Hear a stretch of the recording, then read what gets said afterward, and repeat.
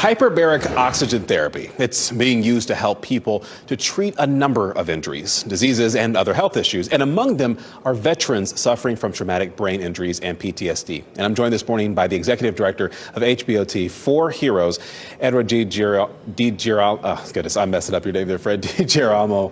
Thank you so much for joining us, because this is obviously something very important. How exactly does this treatment work, and what are the benefits of it?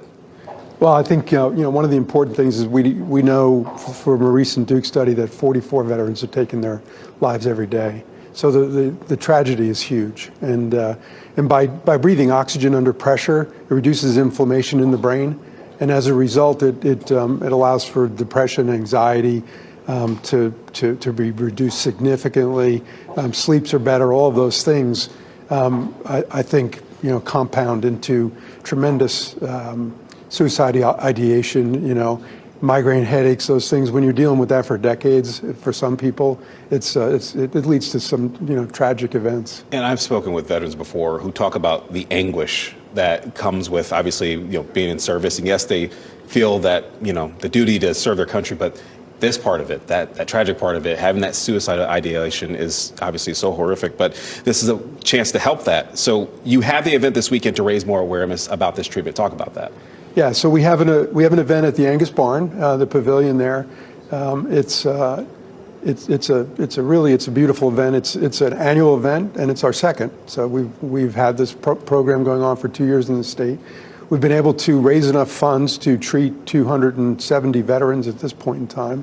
And one of the things that's difficult to unsee, the benefits that they get from it. They're coming in with years and years of these war-related injuries, yeah. Especially the PTSD and the TBI, and you get alleviated, and you see them sort of ride off in their new truck and their Harley. It gives them their life back, gives them hope back, and so the event raises some money there. We're blessed to be in the state of North Carolina. It is a public-private partnership that we've put together here, and so we have the state helping as well.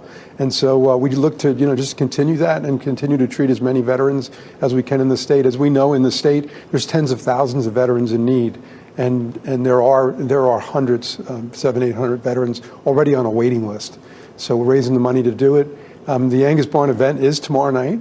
And I was just told we have 13 seats open if someone wants to attend the event. It's an amazing black tie affair, and all you need is a black bow tie.